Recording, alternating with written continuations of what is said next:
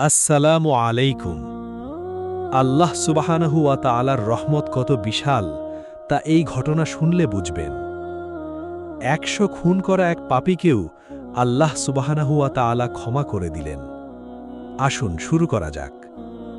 বনী ইসরাইলের একজন লোক ছিল যে ৯৯টা মানুষকে হত্যা করেছিল।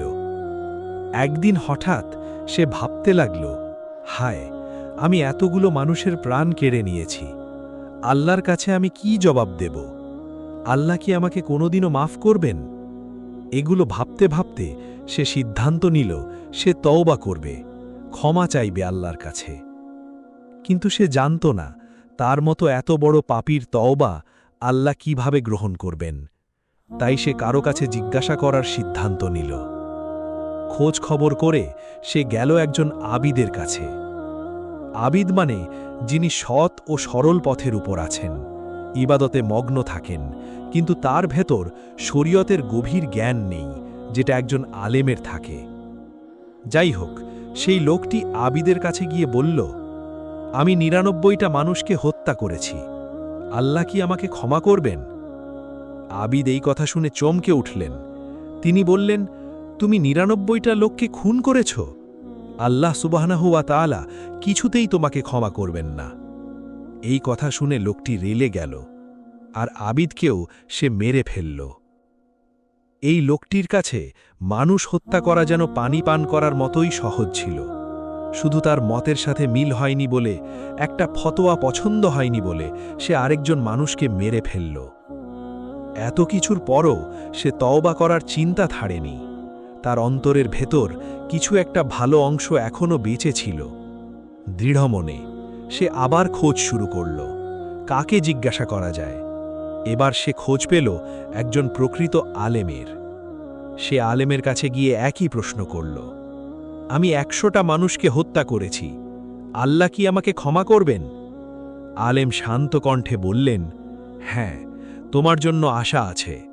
তুমি যদি মন থেকে তওবা করো তাহলে আল্লাহ তা গ্রহণ করবেন, যদিও তুমি ১০০টা মানুষকে হত্যা করেছ। আল্লাহ যদি তোমার জন্য তওবার দরজা খুলে রাখেন, তবে কে আছে তোমাকে তা থেকে আটকাবে? সুবহানাল্লাহ! ১০০টা মানুষকে হত্যা করার পরও আল্লাহ এই লোকটির তওবায় খুশি হবেন। কিন্তু আলেমের ফতোয়া এখানেই শেষ নয়।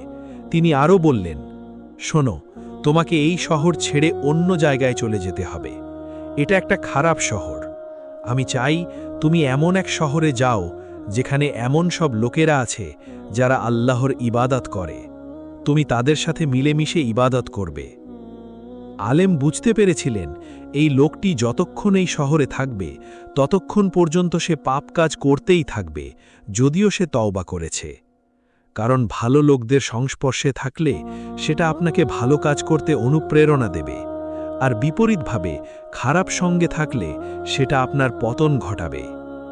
এই বিষয়ে আমাদের প্রিয় নবী মুহাম্মদ সাল্লাল্লাহু আলাইহি ওয়াসাল্লাম একটা অসাধারণ কথা বলেছেন। তিনি বলেছেন, যদি তুমি একজন কামারের পাশে বসে থাকো তবে তোমার গা দিয়ে কামারের মতো গন্ধ বের হবে, আর যদি তুমি সেই লোকের পাশে বসো যে কস্তুরি বিক্রি করে, তাহলে তুমি তার সুবাস কিছুটা শোষণ করে নেবে। তাই আমাদের উচিত সর্বদা ভালো মানুষের সংস্পর্শে থাকা। পরিবেশের একটা বিরাট প্রভাব আছে আমাদের জীবনে। তো আলেমের কথা মতো সেই লোকটি তার পুরনো শহর ছেড়ে অন্য শহরের দিকে রওনা দিল। অন্তরে তার একটাই আশা, আল্লাহ যেন তাকে ক্ষমা করেন।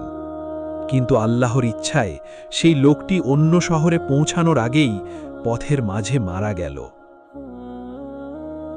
যখন সে মারা গেল তখন মৃত্যুর ফেরেশতারা তার রূহ কবজ করার জন্য এলেন।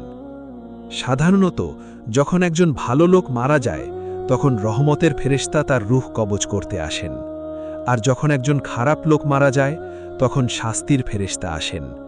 কিন্তু এই লোকটির ক্ষেত্রে পরিস্থিতি ছিল অস্পষ্ট।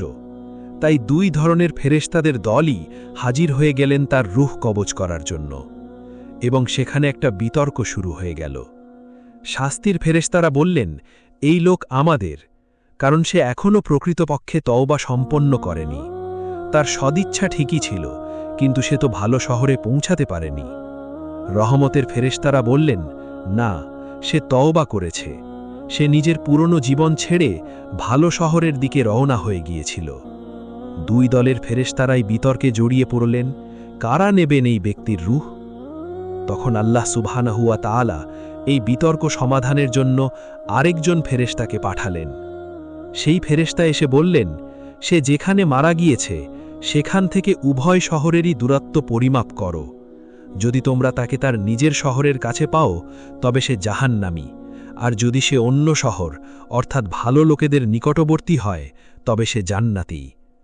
আমাদের প্রিয় নবী মুহাম্মদ সাল্লাল্লাহু আলাইহি ওয়াসাল্লাম বলেছেন, প্রকৃতপক্ষে সেই লোকটি নিজের পুরনো শহরের নিকটবর্তীই ছিল। তাহলে তার স্থান হওয়ার কথা কোথায়? জাহান্নাম। কিন্তু এরপর যা ঘটল তা শুনলে আপনার চোখে পানি চলে আসবে।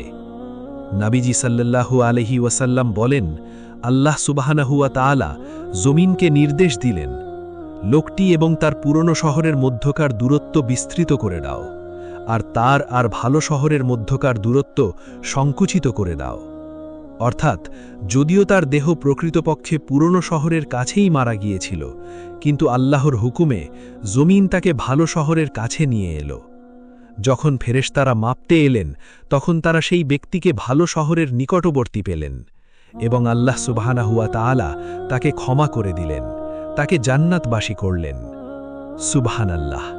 এই হাদিসটি বর্ণিত আছে সহিহ বুখারীতে, হাদিস নম্বর 3470।